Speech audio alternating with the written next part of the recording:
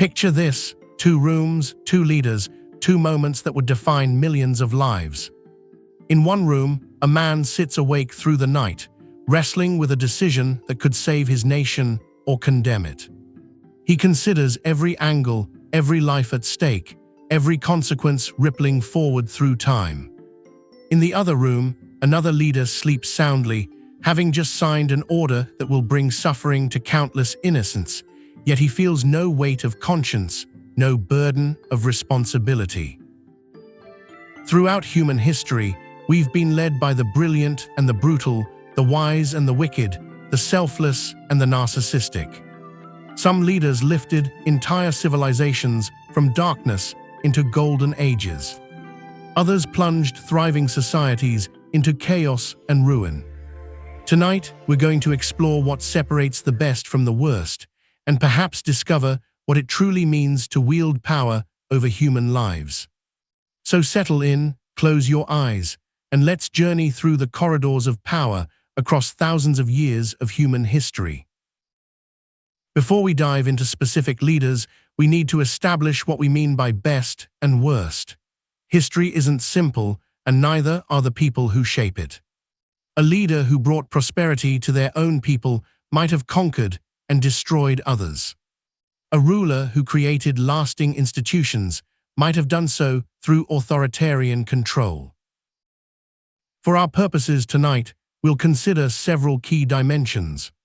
First, the material well-being of the people under their rule. Did the average person live better or worse because of this leader? Second, we'll look at justice and rights. Were people treated fairly, or did the leader create systems of oppression?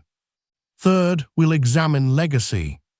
What did this leader leave behind for future generations? Fourth, crisis management. How did they handle the inevitable challenges that arose? And finally, we'll consider their intentions and character. Were they driven by service or self-interest? It's worth noting that we are looking at these leaders through a modern lens, but we'll try to understand them in their own context as well. Standards of governance have evolved dramatically. What was considered enlightened leadership in ancient times might seem tyrannical today. Conversely, some ancient leaders demonstrated principles that remain admirable even by contemporary standards.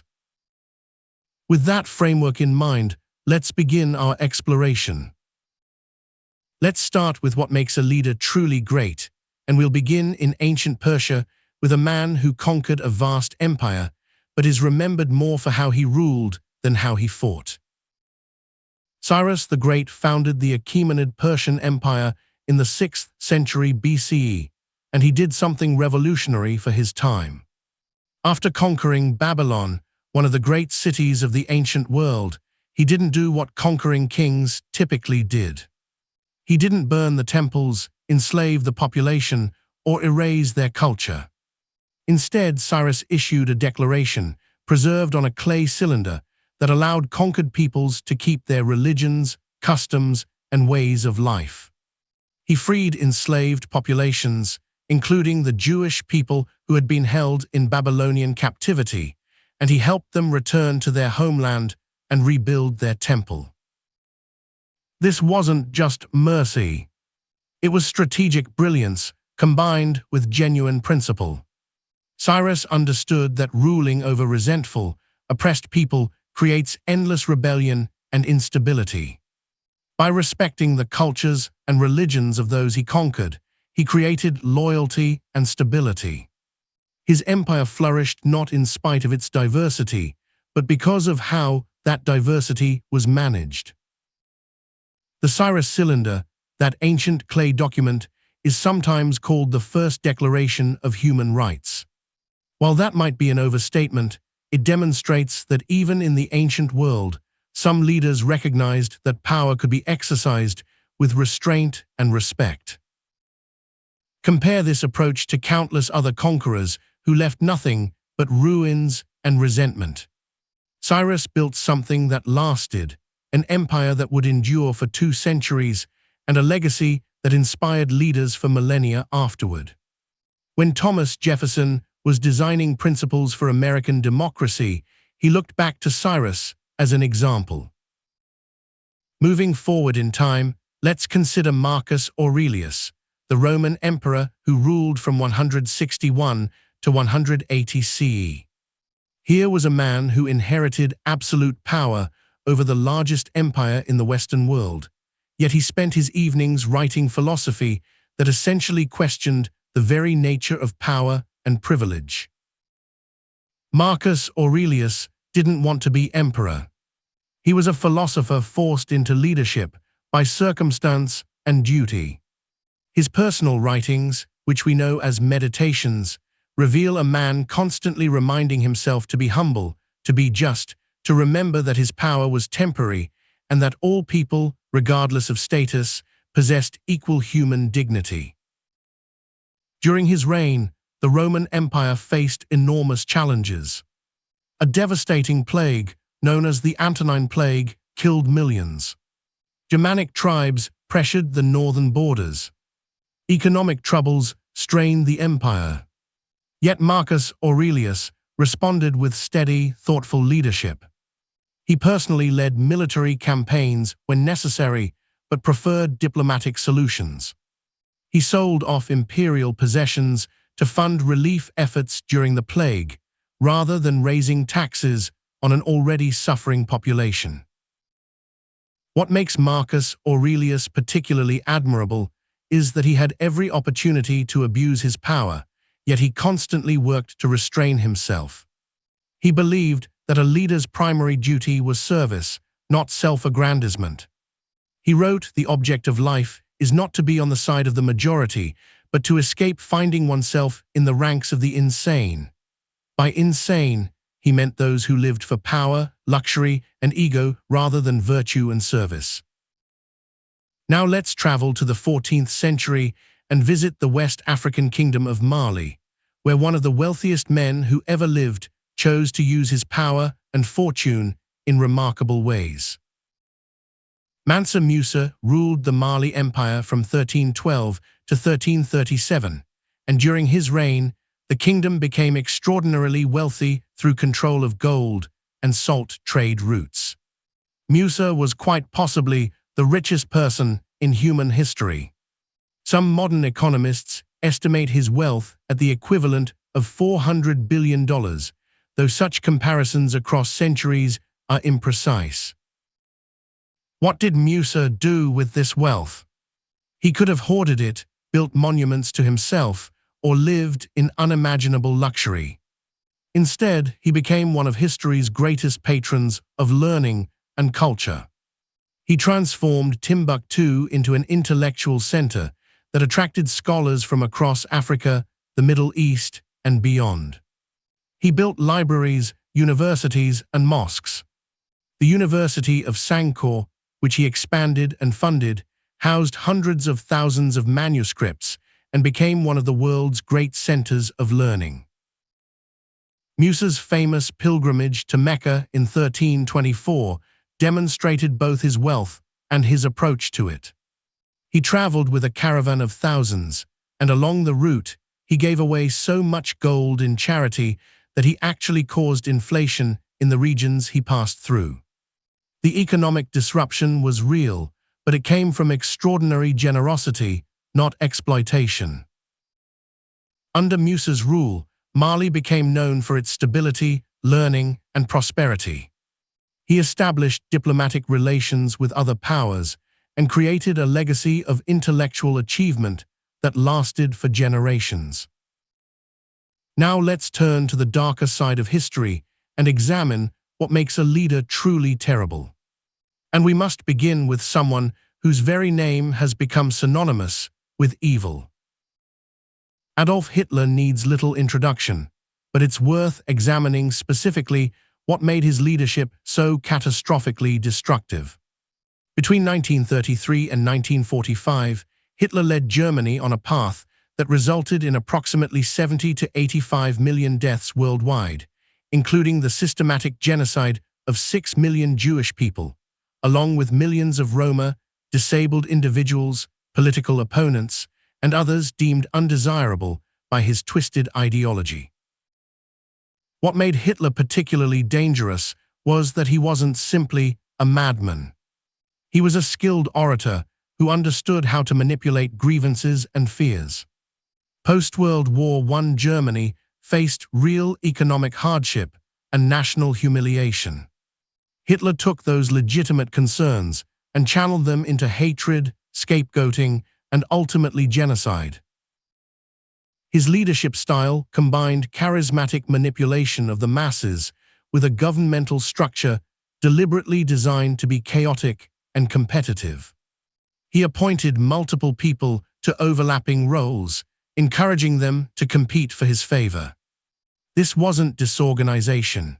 It was a deliberate strategy to prevent anyone from accumulating enough power to challenge him, while ensuring that all significant decisions flowed through him personally.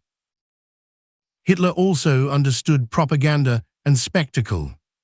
The Nuremberg rallies, the carefully crafted public image, the use of new technologies like radio and film to spread his message, all of this created a cult of personality that made rational opposition more difficult. But perhaps most importantly, Hitler created and exploited a system where ordinary people became complicit in extraordinary evil. The Holocaust required the participation of hundreds of thousands of people, from those who operated the death camps to those who kept the trains running on time. Hitler's regime created a structure where people could tell themselves they were just following orders, just doing their jobs, just trying to survive. The result was the near-total destruction of Germany, the death of tens of millions, and horrors so profound that they reshaped humanity's understanding of evil itself. Moving backward in time, let's consider another leader whose cruelty was breathtaking even by the standards of his brutal era. Vlad III of Wallachia, known as Vlad the Impaler, ruled in the mid-15th century in what is now Romania. While the scale of his atrocities was smaller than Hitler's simply because he ruled a smaller territory in a less populous era, his creative cruelty was extraordinary. Vlad's preferred method of execution was impalement, where victims were skewered on wooden stakes and left to die slowly, sometimes over days. Contemporary accounts describe forests of impaled victims, tens of thousands of people killed in this agonizing manner. Ottoman ambassadors reported seeing fields of stakes with rotting corpses outside Vlad's capital. Some historians attempt to contextualize Vlad's brutality, noting that he faced real threats from the Ottoman Empire and that cruelty was common in that era. Some even argue he was defending Christian Europe against Ottoman expansion. But context doesn't excuse the scale and inventiveness of his sadism. Vlad didn't just execute enemies, he seemed to take pleasure in inflicting maximum suffering. Stories tell of him dining among the dying, of him impaling people for trivial offenses or no offense at all. Vlad's cruelty didn't even serve a strategic purpose. It didn't create lasting stability or prosperity. It simply created terror, and when he was finally overthrown and killed, he left behind no positive legacy whatsoever. His name lives on only as the inspiration for Dracula, a fictional monster, which is somehow fitting. Now let's discuss a different kind of terrible leadership, one defined not by sadistic cruelty, but by catastrophic incompetence combined with absolute power. Mao Zedong led the People's Republic of China from 1949 until his death in 1976, and during that time, his policies caused the deaths of tens of millions of his own people, possibly more than any other leader in history. The Great Leap Forward, initiated in 1958, was Mao's attempt to rapidly industrialize China and collectivize agriculture. It was based on ideological fervor rather than practical understanding of economics or agriculture. Mao believed that sheer willpower and revolutionary enthusiasm could overcome practical obstacles. Local officials, terrified of being labeled insufficiently revolutionary, reported absurdly inflated grain production figures. Based on these false reports, the government requisitioned grain that didn't exist, leaving rural populations to starve. Meanwhile, Mao ordered the population to produce steel in backyard furnaces, pulling farmers away from agricultural work to create useless, low-quality metal. The result was the worst famine in human history. Estimates vary, but most historians believe between 15 and 55 million people died, with the most commonly cited figures around 30 to 40 million deaths. People resorted to eating bark, grass, and in some documented cases, even cannibalism. What makes this particularly horrifying is that Mao knew what was happening and continued the policies anyway. When confronted with evidence of mass starvation, he essentially shrugged and suggested that deaths were inevitable in achieving revolution. He famously said that China could afford to lose half its population in a nuclear war and still prevail. The Cultural Revolution, which Mao launched in 1966, brought a different kind of destruction. Mao encouraged young people to attack the four olds: old customs, old culture, old habits, and old ideas. What followed was nearly a decade of chaos, where millions were persecuted, intellectuals were tortured and killed, priceless cultural artifacts were destroyed, and Chinese society was traumatized in ways that persist to this day. Mao's leadership demonstrates that you don't need to be motivated by racial hatred to cause immense suffering. Ideology divorced from reality and expertise, combined with absolute power and intolerance for dissent, can be equally deadly. Some leaders are defined by how they respond to extraordinary challenges. Let's examine several who faced existential threats to their nations and people. Abraham Lincoln inherited a nation tearing itself apart. When he took office in 1861, 7 states had already seceded from the Union, and more would follow.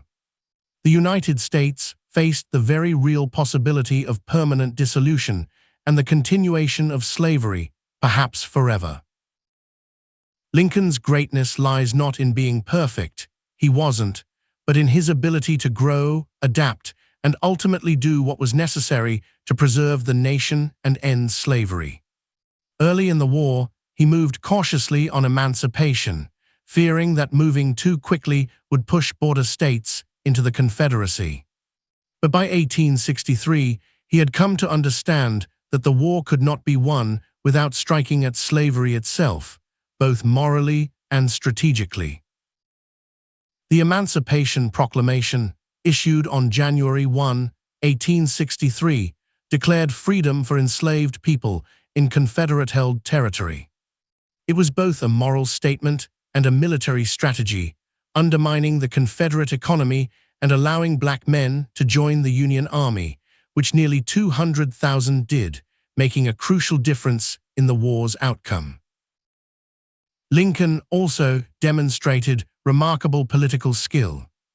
He assembled a cabinet of rivals, including men who thought themselves superior to him, because he wanted the best minds addressing the crisis regardless of personal slights. He managed competing factions within his own party.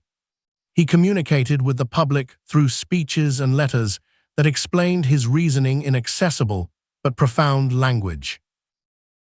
Perhaps most impressively, Lincoln won the war while preparing for the peace.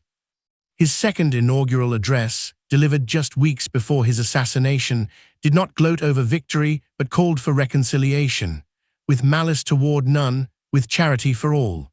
He understood that the harder task than winning the war would be rebuilding the nation afterward. Lincoln was assassinated before he could implement his vision for Reconstruction, and his loss may have been one of the great tragedies of American history. The Reconstruction that followed was far harsher and ultimately failed to secure the rights of freed slaves, leading to nearly a century of Jim Crow oppression. We can only wonder what might have been different had Lincoln lived. Across the Atlantic and 8 decades later, another leader faced a crisis that threatened not just his nation, but civilization itself.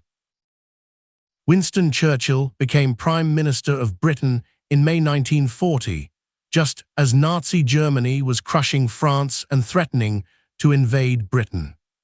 Many in the British government wanted to negotiate with Hitler to seek some kind of peace settlement that would allow Britain to avoid invasion, even if it meant leaving continental Europe to Nazi control.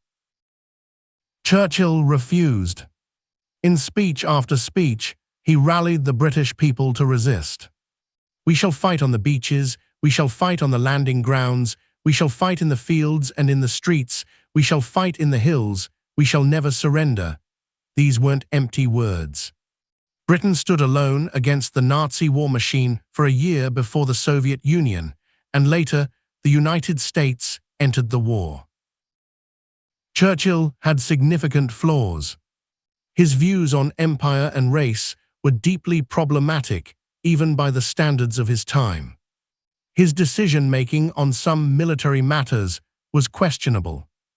During the Bengal famine of 1943, his government's policies contributed to a catastrophe that killed millions in India. But in the specific crisis of 1940 to 1941, Churchill was exactly the leader Britain and arguably the world needed. His refusal to surrender or negotiate with Hitler kept resistance alive at a moment when Nazi victory seemed possible. His ability to inspire through rhetoric gave people hope and determination when both were in desperately short supply. Churchill understood that he was fighting for something larger than Britain's survival. He saw the war as a struggle between civilization and barbarism, between freedom and tyranny.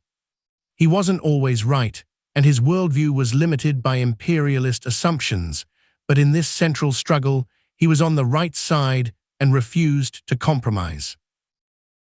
Let's consider a very different kind of crisis leadership now, one that involved no military conflict, but potentially even higher stakes.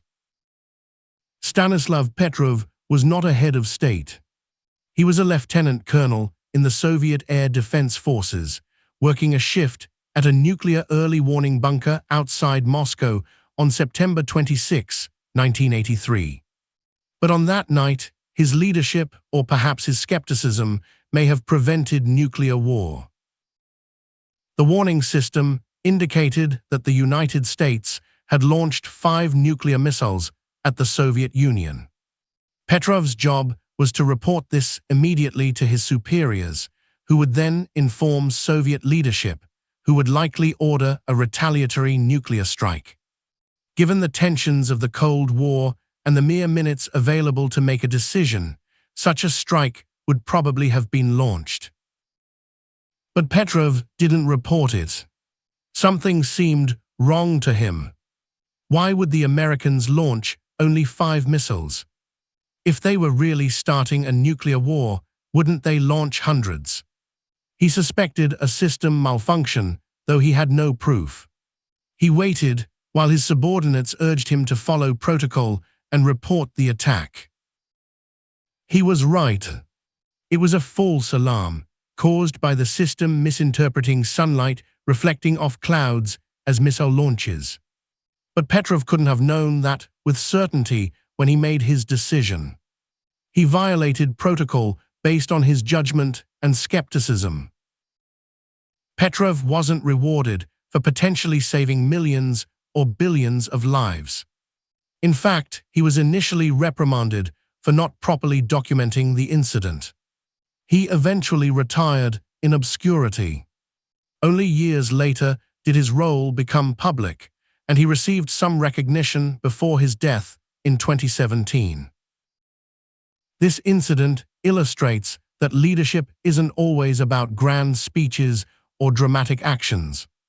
Sometimes it's about having the courage to not follow orders, to trust your judgment even when the pressure to conform is enormous, and to accept the consequences of being wrong. Power tends to corrupt, and absolute power corrupts absolutely. This famous observation by Lord Acton has been proven true countless times throughout history. Let's examine some leaders who demonstrated this principle with devastating clarity. Emperor Nero ruled Rome from 54 to 68 CE, taking power at the age of 16. His early reign, guided by the philosopher Seneca and others, showed some promise. But as Nero matured and gained confidence in his absolute power, he became increasingly erratic, cruel, and self-indulgent. Nero had his mother Agrippina murdered when she tried to maintain influence over him. He executed his first wife Octavia on trumped-up charges so he could marry his mistress. He kicked his pregnant second wife to death in a fit of rage. He ordered the deaths of anyone he perceived as a threat, including his former mentor Seneca. Perhaps most notoriously, when a great fire destroyed much of Rome in 64 CE, rumors spread that Nero had started it to clear land for a new palace. While modern historians doubt he actually started the fire, his response was telling. He blamed Christians for the fire and launched a vicious persecution, having them torn apart by dogs, burned alive, and crucified. Meanwhile, Nero fancied himself an artist and performer. He forced the Senate and Roman elite to attend his poetry readings and musical performances, where they had to applaud enthusiastically or risk punishment. He traveled to Greece to compete in Olympic Games, where, unsurprisingly, he won every competition he entered. Nero's reign ended with a military revolt. Facing certain overthrow, he committed suicide at age 30, reportedly with the final words, "What an artist dies in me." Even at the end, his ego and self-delusion were intact. Nero demonstrates what happens when someone with a fundamentally narcissistic personality gains absolute power. Reality becomes whatever the leader says it is. Criticism becomes treason. The state exists to serve the leader's whims rather than the people's needs. Moving forward many centuries, let's consider Idi Amin, who ruled Uganda from 1971 to 1979. Amin came to power through a military coup, initially welcomed by some who hoped he'd be better than the previous leader. They were catastrophically wrong. Amin's regime killed between 100,000 and 500,000 people, the uncertainty in numbers itself indicating the chaos of his rule. He ordered the expulsion of Uganda's entire Asian population, around 60,000 people, many of whose families had lived there for generations. This devastated Uganda's economy, as the Asian community had been central to commerce and industry. Amin was erratic and paranoid, seeing conspiracies everywhere. He executed generals and ministers on whims. He allegedly practiced cannibalism, though this claim is disputed. What's undisputed is that he tortured and killed with abandon, creating a climate of terror where anyone could be disappeared at any moment.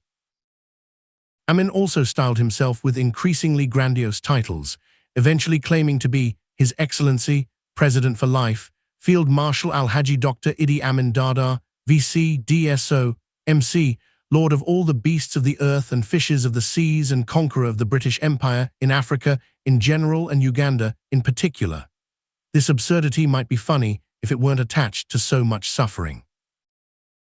When Amin was finally overthrown in 1979 by Ugandan exiles and Tanzanian forces, he fled to Libya and then Saudi Arabia, where he lived comfortably until his death in 2003.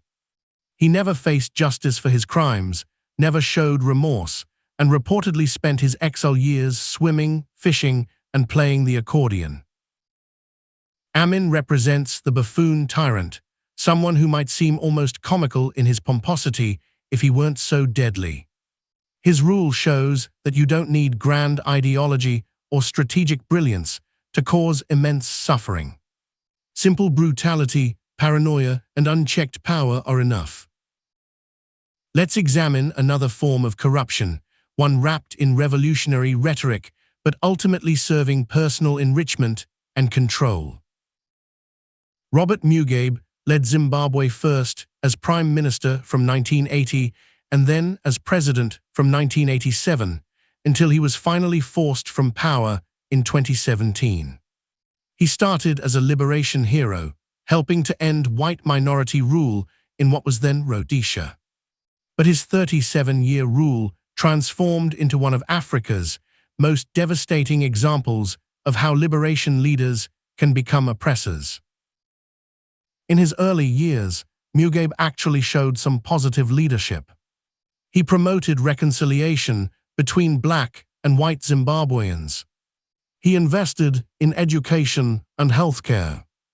Zimbabwe's economy grew, and literacy rates became among the highest in Africa. But power corrupted him. In the mid-1980s, he orchestrated a campaign of violence against the Ndebele people, a minority ethnic group, killing an estimated 20,000 people. As opposition to his rule grew, he became increasingly authoritarian, rigging elections, suppressing dissent, and creating a police state. His disastrous land reform program in the 2000s seized white-owned farms and redistributed them, but not to landless peasants as claimed. Instead, choice farms went to Mugabe's cronies and political allies, many of whom had no farming experience. Agricultural production collapsed. Zimbabwe, once a regional breadbasket, began importing food. Hyperinflation reached incomprehensible levels, at one point estimated at 89.7 sextillion% per year. The Zimbabwe dollar became worthless. People's life savings evaporated. The economy contracted by nearly half. Life expectancy dropped dramatically. Meanwhile, Mugabe and his wife Grace lived in obscene luxury. Grace became known for her shopping sprees, spending millions on luxury goods, while ordinary Zimbabweans struggled to afford basic necessities. She earned the nickname Gucci Grace for her extravagant tastes. Mugabe held onto power through increasingly blatant election fraud, violence against opposition supporters, and control of security forces. When he was finally forced out in 2017, it wasn't through democratic means, but through a military intervention. Mugabe's trajectory from liberation hero to oppressor is a common pattern in post-colonial Africa and beyond. Revolutionary leaders who fought courageously against injustice somehow lose sight of the principles they once championed once they taste power. The struggle that once defined them becomes merely a source of legitimacy for their continued rule. Let's turn back to positive examples and examine leaders whose wisdom and long-term vision created lasting benefits for their people and beyond. Ashoka the Great ruled the Mauryan Empire in India from approximately 268 to 232 BCE. His story is one of the most remarkable transformations in history. Early in his reign, Ashoka was a conqueror. His most significant military campaign was against the kingdom of Kalinga, and it was horrifyingly successful. Approximately 100,000 people were killed, and 150,000 were deported. But then something extraordinary happened. The carnage of Kalinga affected Ashoka deeply. According to his own inscriptions on pillars and rocks throughout his empire, he was overcome with remorse. He converted to Buddhism and dedicated the rest of his reign to dharma, righteousness, and duty, rather than conquest. Ashoka didn't just make personal changes. He transformed how his empire functioned. He promoted religious tolerance, supporting Buddhist, Hindu, and Jain communities. He established hospitals for both humans and animals. He planted trees along roads and built rest houses for travelers. He sent out missionaries, not to conquer, but to spread Buddhist teachings peacefully. His edicts inscribed on pillars throughout the empire promoted ethical living, respect for all religions, kindness to animals, and just governance. One edict reads, "All men are my children. As for my own children, I desire that they may be provided with all the welfare and happiness of this world and of the next, so do I desire for all men as well." This was revolutionary thinking for the ancient world. Most rulers saw themselves as fundamentally different from and superior to their subjects. Ashoka was articulating an early form of humanitarian governance, the idea that a ruler's duty was to care for the welfare of all people. Ashoka's transformation wasn't perfect. He still maintained a large military and an administrative system that relied on hierarchies and control. But within the constraints of ruling a vast ancient empire, he demonstrated that power could be exercised with compassion and that leaders could change, could grow in moral understanding, and could use their power to reduce rather than increase suffering. Let's move forward to the 20th century and examine a leader whose vision and moral courage helped dismantle one of history's most unjust systems. Nelson Mandela spent 27 years in prison for his opposition to apartheid in South Africa. When he was finally released in 1990, he had every reason to be bitter, to seek revenge, to want to see his oppressors suffer as he had suffered. The country was on the brink of civil war. White South Africans feared black majority rule. Black South Africans wanted justice for decades of oppression. Mandela chose a different path. He pursued reconciliation without abandoning justice. He negotiated with the apartheid government to create a democratic transition. When he became South Africa's first black president in 1994, he formed a government of national unity that included members of the party that had imprisoned him. He established the Truth and Reconciliation Commission, which allowed both victims and perpetrators to tell their stories. Perpetrators could receive amnesty if they fully disclosed their crimes. It wasn't perfect justice, but it created a space for healing and acknowledgement of truth rather than revenge or denial.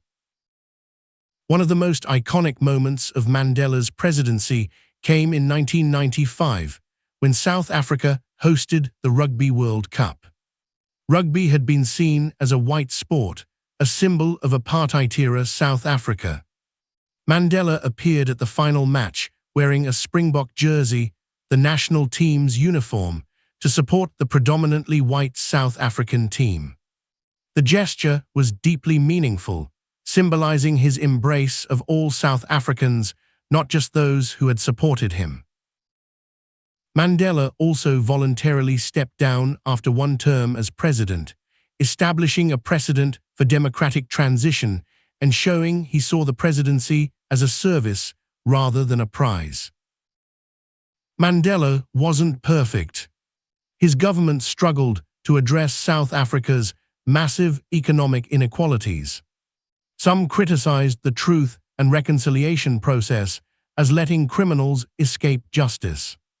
But Mandela's essential achievement was steering South Africa away from what seemed like inevitable bloodshed toward a democratic future.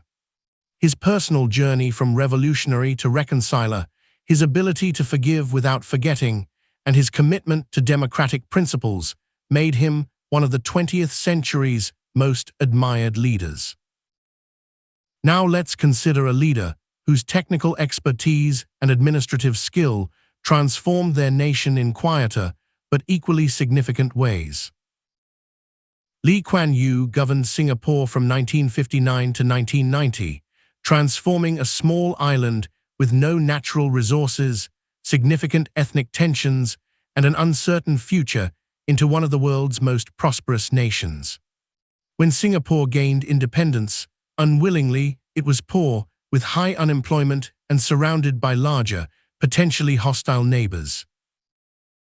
Lee's approach was methodical, pragmatic, and authoritarian. He focused on eliminating corruption, attracting foreign investment, developing infrastructure, and creating a highly educated workforce. He made English the language of government and business to facilitate international trade.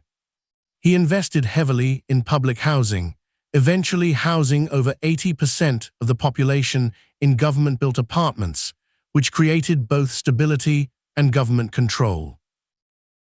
Lee's government was also authoritarian. Press freedom was restricted. Opposition politicians were sued into bankruptcy.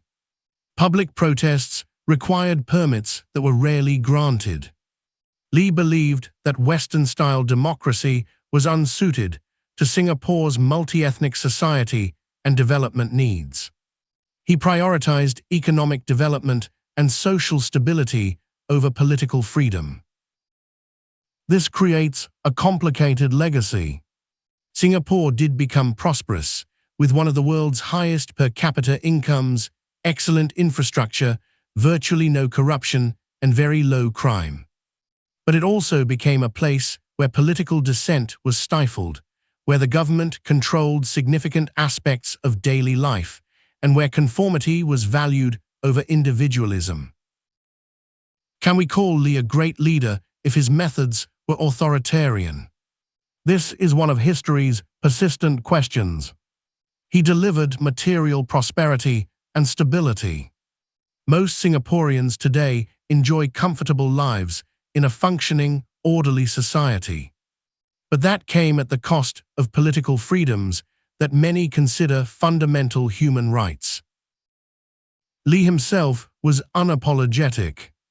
He believed that Singapore's circumstances required his approach and that history vindicated him. He argued that Western critics failed to understand different cultural contexts and different priorities. Whether you consider Lee Kuan Yew's leadership admirable or troubling likely depends on how you weigh competing values: prosperity versus freedom, stability versus openness, results versus methods. History rarely offers simple answers. Some of history's worst outcomes came not from dramatically evil individuals, but from ordinary people operating within terrible systems. Let's explore this disturbing dimension of bad leadership. Adolf Eichmann was a mid-level Nazi bureaucrat who organized the logistics of the Holocaust. He wasn't a sadist who personally enjoyed killing. He was an administrator who saw his job as efficiently transporting millions of people to death camps. When he was captured by Israeli agents in 1960 and put on trial, philosopher Hannah Arendt coined the phrase, "the banality of evil," to describe him. Eichmann didn't think of himself as evil. In his mind, he was a diligent civil servant following orders and doing his job well. He took pride in his efficiency, in solving the logistical problems of genocide. He claimed he had nothing against Jewish people personally. He was simply executing policy. This reveals something terrifying about human nature and organizational systems. You don't need monsters to create monstrous outcomes. You just need ordinary people willing to treat horrible things as normal, to fragment their moral responsibility, to see themselves as cogs in a machine rather than moral agents making choices. Eichmann's defense that he was just following orders has been rejected by international law since the Nuremberg trials. But it remains a tempting psychological refuge. How many people in history have participated in terrible things while telling themselves they had no choice, they were just doing their jobs, they were only following orders? This connects to a broader pattern of bureaucratic tyranny, where systems become oppressive not through any one person's evil intentions, but through accumulated rules, incentives, and structures that produce harmful outcomes. Consider the British administration of India during the Bengal famine of 1943. Approximately 3 million people starved to death, not because there was no food, but because of policy decisions about food distribution, price controls, and prioritizing food for the military and civil service. No individual British official set out to starve millions, but the system they operated within prioritized certain interests over Indian lives. When local officials reported the severity of the crisis, higher authorities dismissed or minimized these reports. Winston Churchill, whom we earlier praised for his World War II leadership, reportedly responded to urgent requests for food aid to Bengal with questions about why Gandhi hadn't died, yet if the famine was so severe. This demonstrates how even leaders who show brilliance in one area can be shockingly callous in another, particularly when dealing with people they see as somehow less important or less human. The Soviet Union under Joseph Stalin provides another example of bureaucratic evil at massive scale. Stalin's regime killed millions through purges, forced collectivization, and labor camps. But the system also killed through sheer bureaucratic incompetence, combined with ideological rigidity. During the Holodomor, the forced famine in Ukraine in the early 1930s, Soviet officials continued requisitioning grain from starving peasants to meet quotas. Local officials who reported that people were dying were accused of sabotaging collectivization or exaggerating to avoid their duties. The truth became whatever supported the plan. Reality had to conform to ideology. Millions died while grain rotted in warehouses or was exported abroad to earn foreign currency. This wasn't because any individual official wanted mass starvation. It was because the system incentivized lying about production, punished truth-telling, and prioritized meeting quotas over human life. Stalin certainly bears personal responsibility. He created this system and could have changed it. But he also relied on millions of people willing to operate within it, to enforce its rules, to participate in its cruelties. This pattern appears throughout history in various forms. The Atlantic slave trade required ship captains, merchants, plantation owners, and officials in multiple countries to participate in treating human beings as property. Few of these people likely thought of themselves as evil. They were businessmen, workers, administrators operating within an accepted system. The lesson here is uncomfortable. Bad leadership isn't always about dramatic villains. Sometimes it's about ordinary people participating in terrible systems, and about structures that make evil seem routine, normal, even necessary. Change can come from within existing systems or through revolution that tears down and rebuilds. Let's examine leaders who pursued both paths with varying degrees of success and moral clarity. Mikhail Gorbachev became General Secretary of the Soviet Union in 1985, inheriting a system in crisis. The Soviet economy was stagnating, the war in Afghanistan was draining resources and morale, and the technological gap with the West was widening. Gorbachev could have tried to maintain the system through repression, as his predecessors had done. Instead, he chose reform. His policies of glasnost, openness, and perestroika, restructuring, were intended to save Soviet socialism by making it more efficient and less oppressive. He allowed unprecedented freedom of speech and press. He released political prisoners. He pulled Soviet troops out of Afghanistan. He allowed Eastern European countries to choose their own paths rather than crushing reform movements with tanks as previous Soviet leaders had done. Gorbachev didn't intend to end the Soviet Union or communism. He wanted to reform them, but he unleashed forces he couldn't control. Once people had a taste of freedom, they wanted more. Once Eastern European countries could choose their own governments, they chose to leave the Soviet sphere. The system Gorbachev tried to save instead collapsed.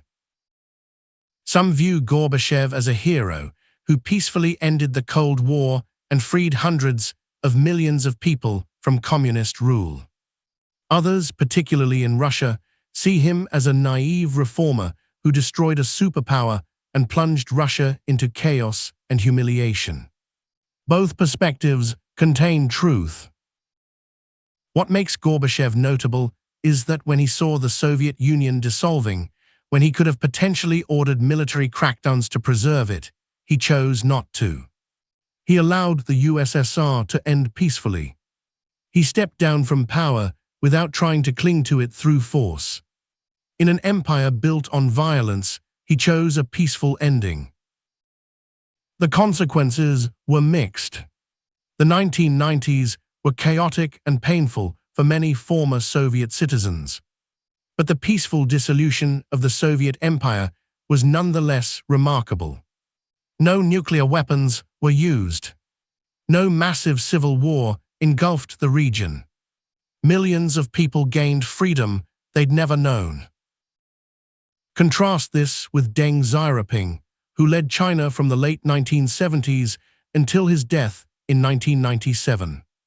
Deng also pursued reform, but of a very different kind. He opened China's economy to market forces while maintaining the Communist Party's absolute political control. Deng's economic reforms were remarkably successful. He allowed farmers to sell surplus production privately. He created special economic zones where foreign investment was welcomed. He encouraged entrepreneurship. The result was the fastest sustained economic growth in human history, lifting hundreds of millions of people out of poverty. But Deng had clear limits to reform. When students and workers gathered in Tiananmen Square in 1989, demanding political reforms, democracy, and an end to corruption, Deng ordered a military crackdown. Tanks rolled into Beijing. Hundreds, possibly thousands, were killed. Deng's legacy is thus deeply contradictory. He improved the material lives of more people than perhaps any leader in history. Chinese people today live vastly better than they did in 1978. But he also violently suppressed political freedom and established a model of authoritarian capitalism that persists today. Which matters more, economic development or political freedom? Can we praise a leader who lifted millions from poverty but crushed those who demanded basic rights? These questions don't have simple answers, and Deng's legacy will likely be debated for generations. Let's consider a revolutionary leader who tried to bring both economic and political change, but whose vision was cut short. Thomas Sankara led Burkina Faso from 1983 until his assassination in 1987. In just 4 years, he attempted to transform one of the world's poorest countries through a combination of socialist economics, women's rights, environmental protection, and anti-corruption measures. Sankara vaccinated 2.5 million children against disease. He planted millions of trees to combat desertification. He outlawed female genital mutilation, forced marriages, and polygamy. He appointed women to high government positions in a deeply patriarchal society. He sold off the government's fleet of Mercedes and made the Renault 5, the cheapest car available, the official service vehicle for ministers. He renamed the country from Upper Volta to Burkina Faso, meaning land of incorruptible people. He reduced his own salary to just $450 per month and required other government officials to wear locally made clothing rather than expensive imports to promote local industry. Sankara's vision was inspiring, but his methods were also authoritarian. He banned unions and suppressed dissent.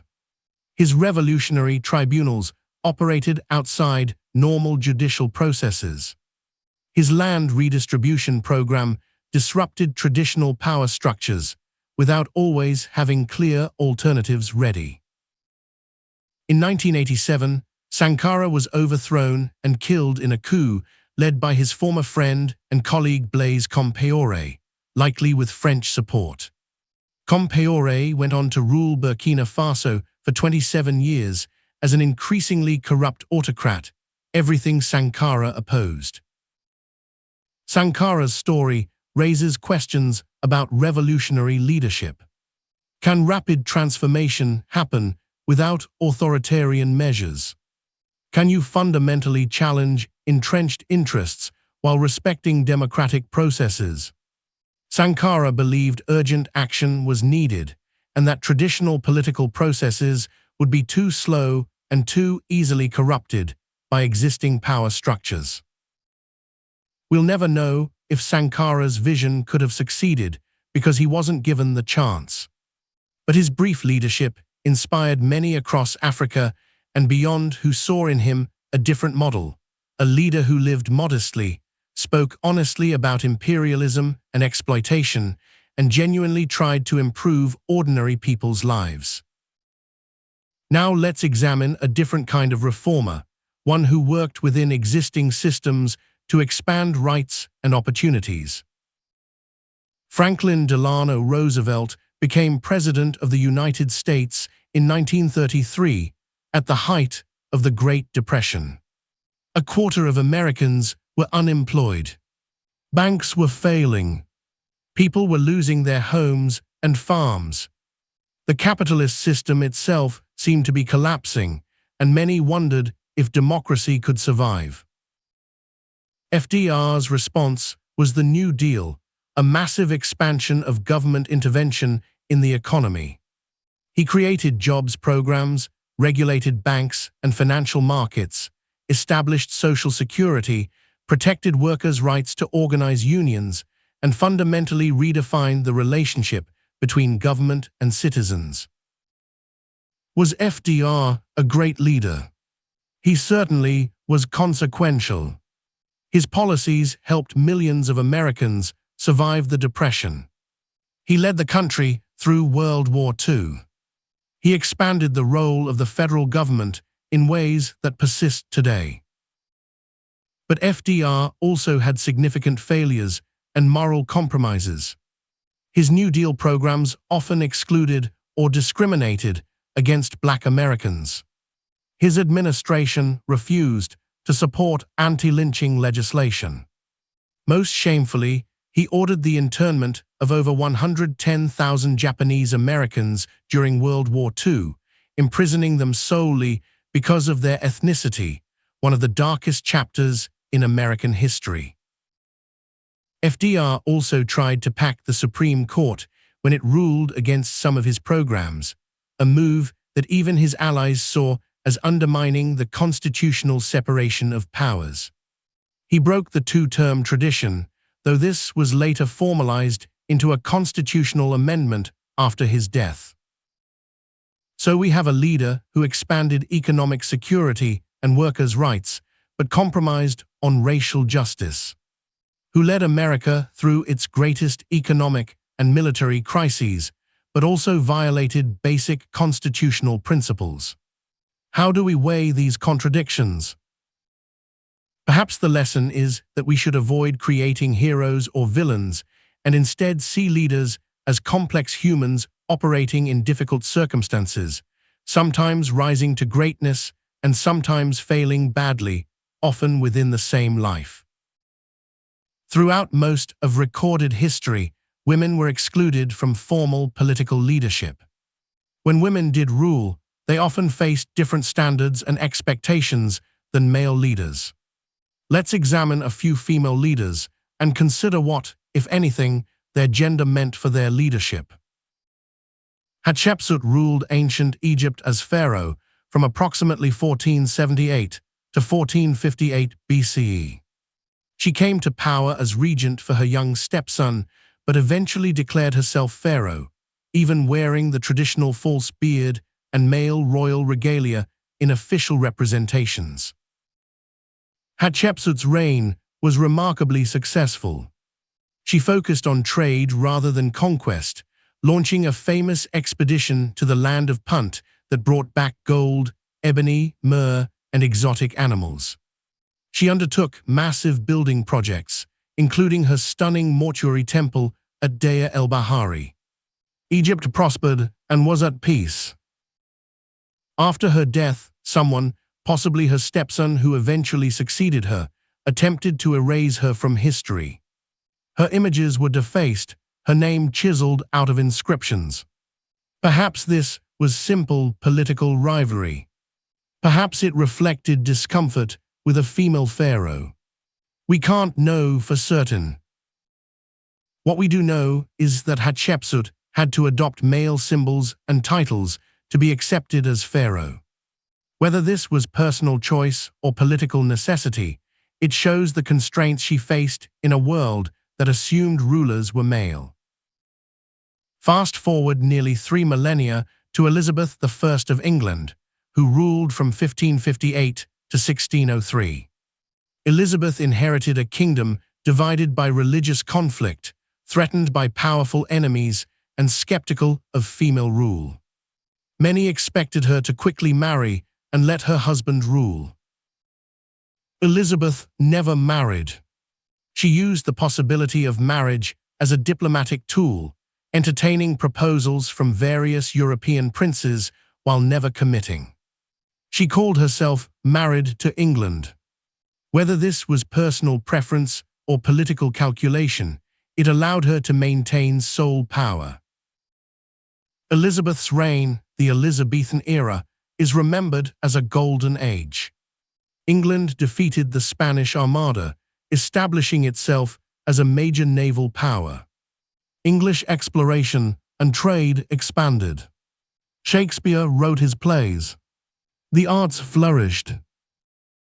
Elizabeth was also ruthless when she felt it necessary. She ordered the execution of Mary, Queen of Scots, after years of imprisonment.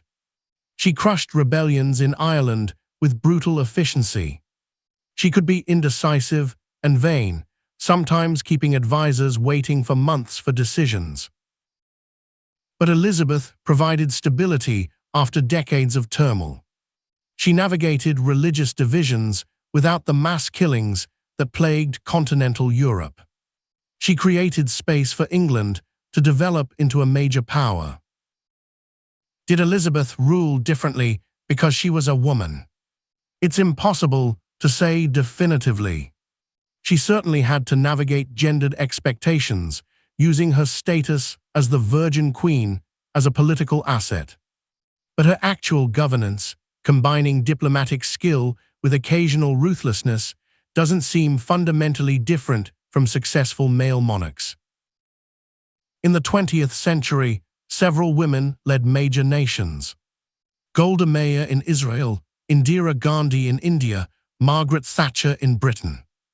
Their leadership styles and policies varied enormously, suggesting that gender doesn't determine leadership approach. Golda Meir led Israel during the Yom Kippur War, demonstrating toughness in crisis. But she was also criticized for being unprepared for the war and for her handling of negotiations with Egypt afterward. Indira Gandhi was a shrewd political operator who maintained power through coalition building and, when necessary, authoritarian measures. She declared emergency rule in 1975, suspending civil liberties and jailing opponents. She was eventually assassinated by her own bodyguards after ordering a military operation against Sikh separatists. Margaret Thatcher transformed Britain's economy through privatization and free market reforms. She was called the Iron Lady for her uncompromising style. She broke the power of unions, defeated Argentina in the Falklands War, and reshaped British politics. She was also deeply divisive, with critics arguing her policies devastated working-class communities and increased inequality. None of these women led in ways that were stereotypically feminine. None emphasized traditionally maternal qualities or gentler approaches to power. Whether this was their authentic leadership style or an adaptation to expectations that women leaders must be tough to be taken seriously, we cannot know.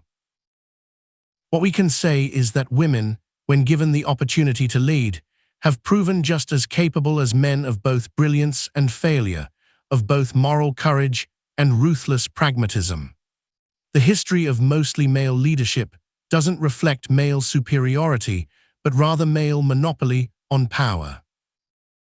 As we approach the end of our journey through leadership across millennia, let's step back and consider what patterns emerge, what lessons we might draw. First, good leadership and moral leadership aren't always the same thing. Some leaders achieved remarkable results through questionable means. Lee Kuan Yew built a prosperous Singapore through authoritarian methods. Deng Xiaoping lifted millions from poverty while crushing political freedom. We might admire their effectiveness while questioning their methods. Conversely, some leaders with admirable intentions failed to achieve positive results. The road to catastrophe is sometimes paved with good intentions poorly executed. This suggests we need multiple frameworks for evaluating leaders. We can ask, did they improve people's lives? Did they respect rights and dignity? Did they create lasting positive institutions? Did they navigate crises effectively? Were their methods just? Did they serve themselves or their people? Different situations might weight these criteria differently. A leader facing existential crisis might need to prioritize survival and make hard choices. A leader of a stable, prosperous nation has more room to focus on expanding rights and opportunities. Second, power reveals character rather than creating it. Many leaders who became tyrants showed warning signs early. The difference was that early in their careers, they lacked the power to fully express their worst impulses. As they gained power, their true nature emerged. This is why systems that limit and check power are so important. No one should be trusted with absolute power, because absolute power gives free rein to humanity's worst impulses. The best leaders are those who recognize this and accept constraints on their authority. Third, the context matters enormously. Marcus Aurelius is remembered as one of Rome's best emperors, but he still ruled an empire built on conquest and slavery. We can admire his personal philosophy and relatively just governance, while acknowledging he was operating within a fundamentally unjust system that he never fundamentally challenged. Similarly, we should be cautious about judging historical leaders only by modern standards. Cyrus the Great was remarkably tolerant for his era, but he was still an absolute monarch who conquered through military force. Abraham Lincoln ended slavery but held racial views that would be unacceptable today. This doesn't mean historical context excuses everything. Some acts are wrong in any era. Genocide is wrong. Torture is wrong. Slavery is wrong. But it does mean we should try to understand leaders in their context, while also holding them accountable to universal moral principles. Fourth, leadership is often about choosing between imperfect options. Lincoln struggled with when to issue the Emancipation Proclamation, knowing that timing could mean success or failure. Churchill allied with Stalin to defeat Hitler, choosing one evil to fight a greater one. Gorbachev allowed the Soviet Union to collapse peacefully rather than trying to preserve it through violence. Real leadership rarely offers clear-cut good versus evil choices. More often, it's about choosing the least bad option from a set of difficult alternatives, about balancing competing values and interests, about accepting that any choice will disappoint someone. Fifth, individual leaders matter, but so do systems and structures. A brilliant leader can achieve remarkable things, but if they don't create good institutions and systems, their achievements may die with them. Conversely, strong institutions can survive bad leaders, maintaining stability and justice even when the person at the top is mediocre or worse. The American system of checks and balances survived Richard Nixon's corruption because the system was stronger than any individual. Rome's republican institutions eventually collapsed under the weight of ambitious generals and emperors because the system had weaknesses that individuals could exploit. Sixth, we should be skeptical of charismatic leaders who promise simple solutions to complex problems. Hitler, Mao, and other terrible leaders often rose to power by offering straightforward answers to difficult questions, by identifying scapegoats, by promising to restore past glory or create future utopia. Real problems are usually complex and require nuanced solutions. Leaders who acknowledge complexity and uncertainty are often less inspiring than those who radiate certainty, but they're usually more trustworthy. Finally, leadership is ultimately about service. The best leaders, regardless of their era or culture, seem to understand that power was a responsibility, not a prize. They saw their role as serving something larger than themselves, whether that was their nation, their people, their principles, or their vision of justice. The worst leaders saw power as an end in itself, as a means to personal glory, wealth, or gratification. They served themselves and expected others to serve them. This distinction appears across all the leaders we've discussed. Marcus Aurelius constantly reminded himself he was a servant. Mansa Musa used his wealth to build institutions that served his people. Nelson Mandela could have sought revenge, but chose reconciliation. These leaders understood they would be judged, not by how much power they accumulated, but by what they did with it. Conversely, Nero, Idi Amin, Mugabe, they all saw their nations as existing to serve them rather than the reverse. They accumulated power, wealth, and status while their people suffered. They left nothing behind but destruction and cautionary tales. As we reach the end of our journey through the corridors of power, spanning from ancient Persia to modern Africa, from Rome to China to America, certain truths emerge about leadership and human nature. We've seen that leadership is not about intelligence or strength or charisma, though these can help. It's not about good intentions, though these matter. It's not even primarily about results, though results certainly count. Leadership, at its core, is about how power is exercised and to what end. The best leaders recognized that they held power in trust. They understood that their position was temporary, but their impact could be eternal. They built institutions, expanded justice, improved lives, and created legacies that outlasted them. They grew in moral understanding rather than becoming corrupted by power. When they made mistakes, as all human beings do, they learned and adapted. The worst leaders saw power as permission. Permission to indulge their worst impulses, to harm those who opposed them, to serve their own interests regardless of the cost to others. They built nothing lasting except monuments to their own egos. They shrank morally even as they expanded their power. When they made mistakes, they denied them, blamed others, or simply didn't care.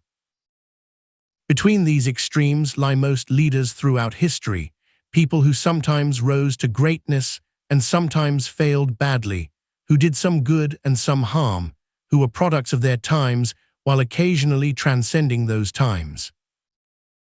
What can we take from this exploration? Perhaps simply this: leadership matters. The choices made by those in power ripple forward through time, affecting millions or even billions of lives. A wise, just leader can create conditions for human flourishing.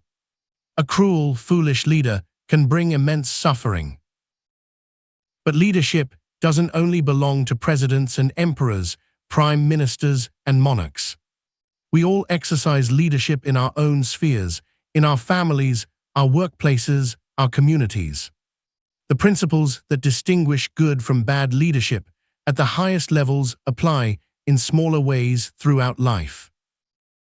Will we use whatever power we have to serve ourselves or others? Will we grow more rigid or more wise as we age? Will we face our mistakes honestly or deny them? Will we seek to understand those different from us or dismiss them?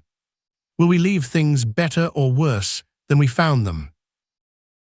These are the questions leaders face, whether they're ruling empires or simply trying to live well. As you drift towards sleep now, perhaps you might reflect on the leaders we've discussed. The conqueror who became a peacemaker.